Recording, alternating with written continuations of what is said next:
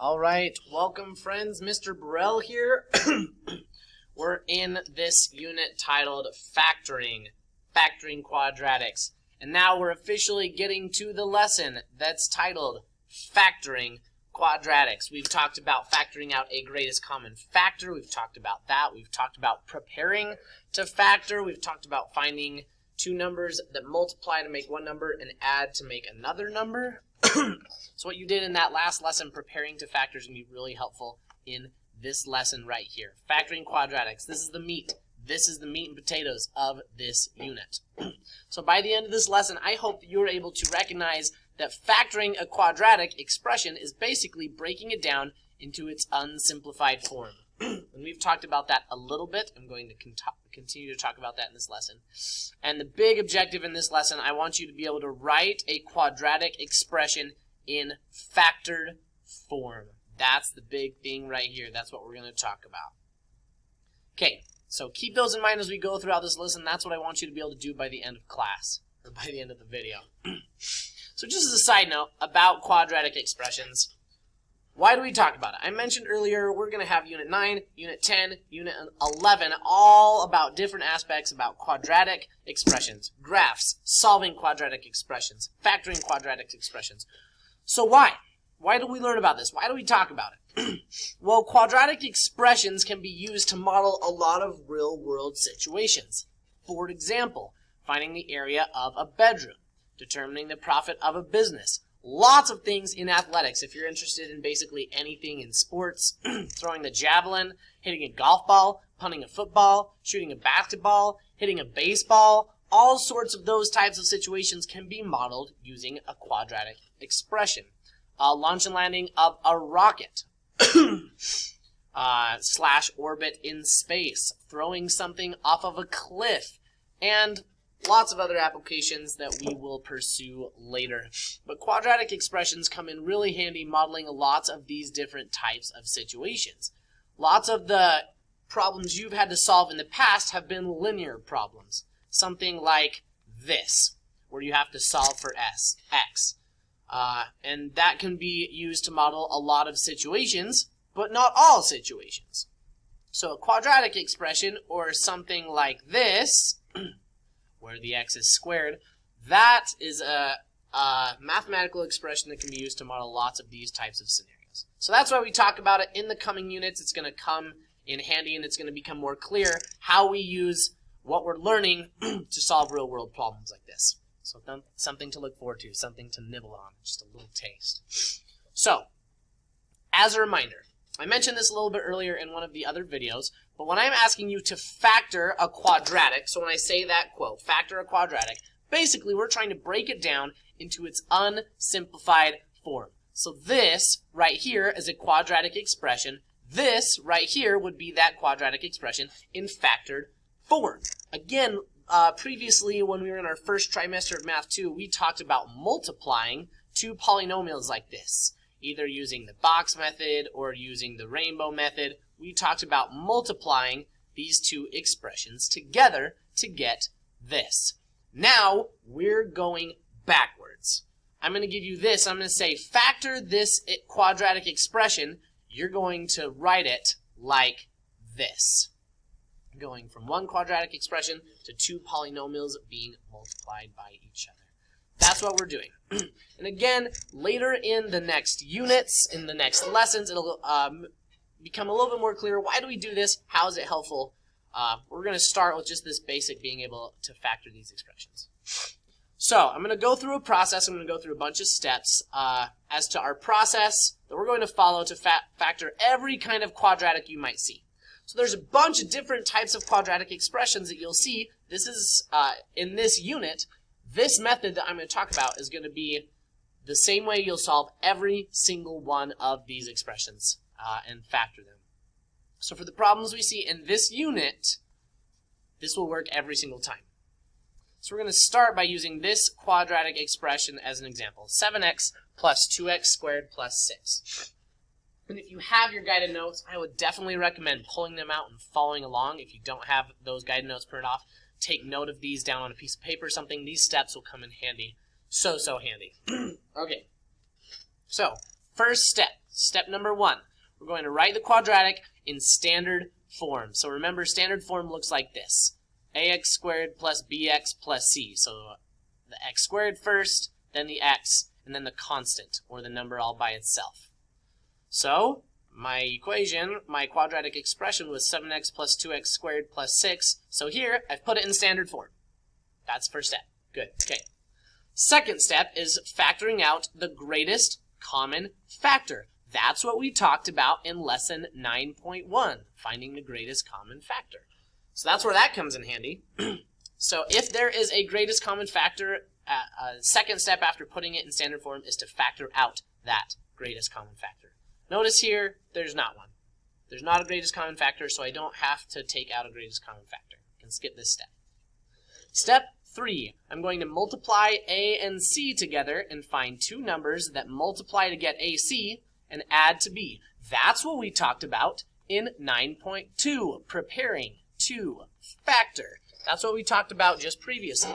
So I multiply a and c together. 2 times 6 is 12.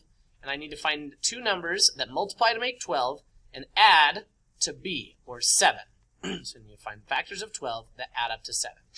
Well, notice here I've listed out all the factors of 12. 1 and 12, 2 and 6, 3 and 4.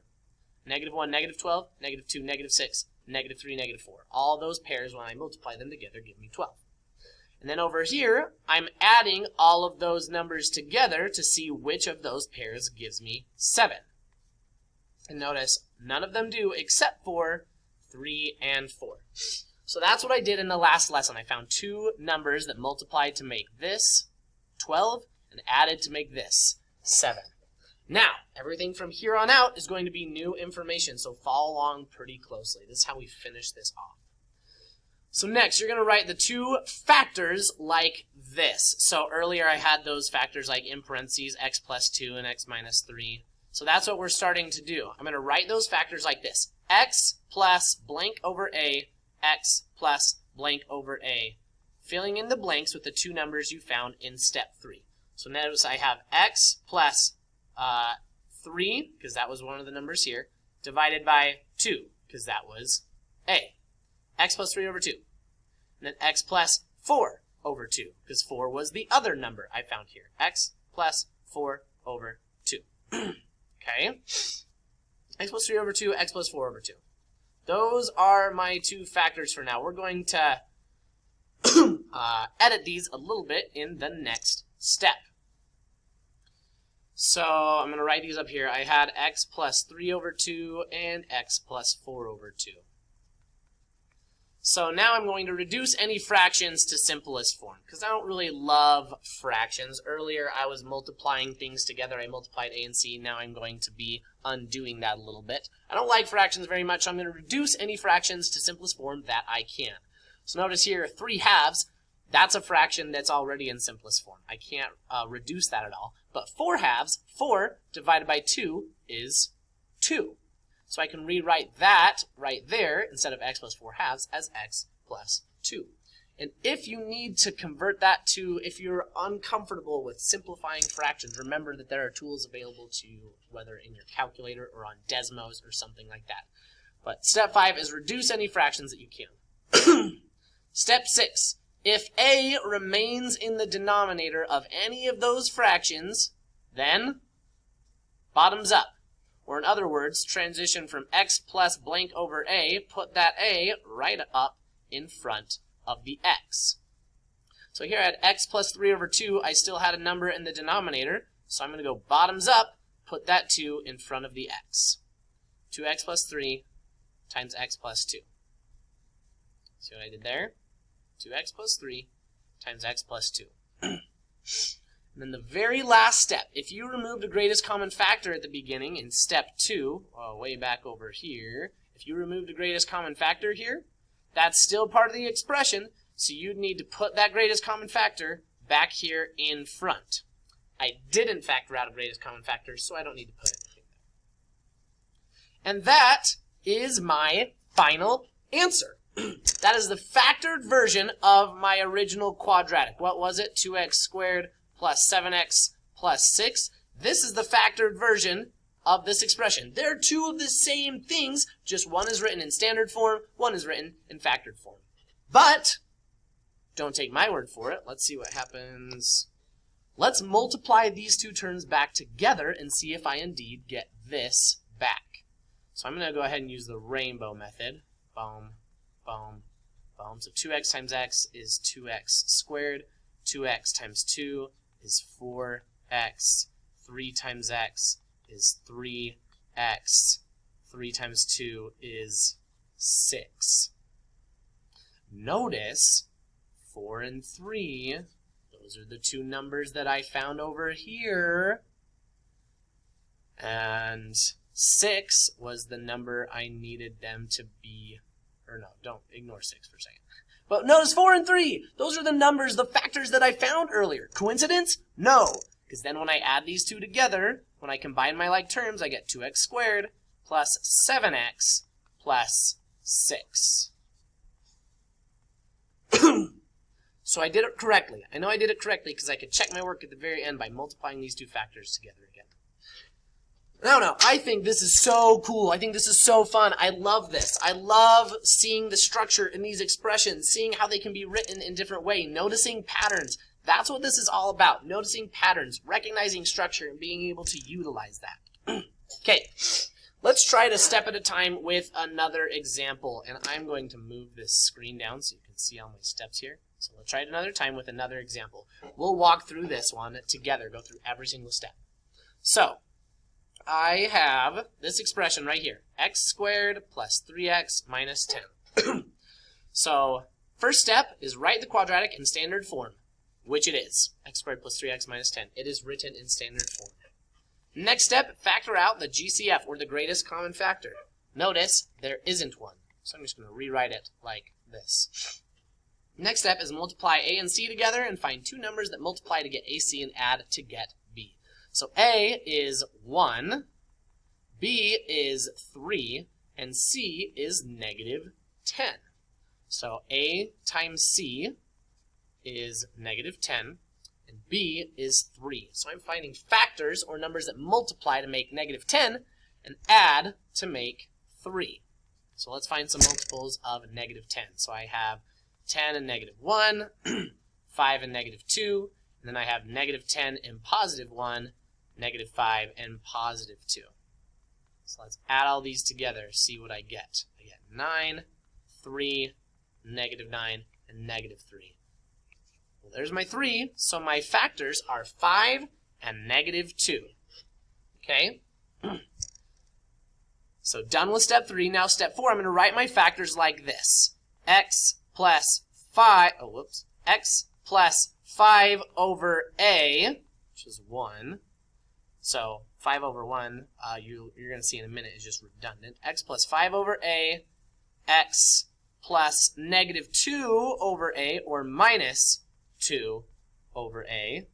So I wrote this as x plus 5, x minus 2, because I had a positive 5, minus 2, and then I put a, or 1, in the denominator of each of those fractions. X plus 5 over 1, and x minus 2 over 1. Okay, that's that step. Let's go to the next stage. I had x plus 5 over 1 and x minus 2 over 1. And it says reduce any fractions to simplest form if you can. Well, 5 over 1, that's 5. Negative 2 over 1, that's negative 2. So I'm just left with x plus 5 times x minus 2. Step 6 says if a remains in the denominator, which it doesn't, there's nothing in the denominator, so I can just rewrite this, x plus 5 times x minus 2. And then if you removed a GCF in step 2, don't forget to put it back in front, sorry. And I didn't remove a greatest common factor, so my answer is x plus 5 times x minus 2. And that's it. If you don't believe me, let's check to see if when you multiply those two factors together again, you really do get the quadratic expression that you started with. So I'm going to do the rainbow method here.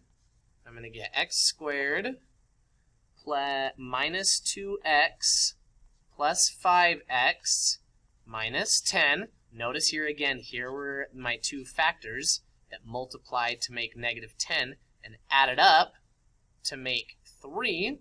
So if I simplify this expression, combine my like terms, I get x squared plus 3x minus 10, which indeed was the expression that I started with. So that right there is the factored form of that expression. I think that's so cool. I think that's so cool. Okay, let's practice with one or two more examples. And keep in mind, this process, I'm going to eventually wean us off of this process, but I'm going to keep these steps here so we can look at them for now. This process isn't the only process that you can use to factor quadratic expressions. It's the way I like. It's the way that I think is really simple and straightforward, so that's the way I use.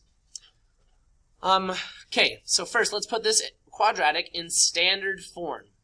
It already is. Okay, next let's find the greatest common factor.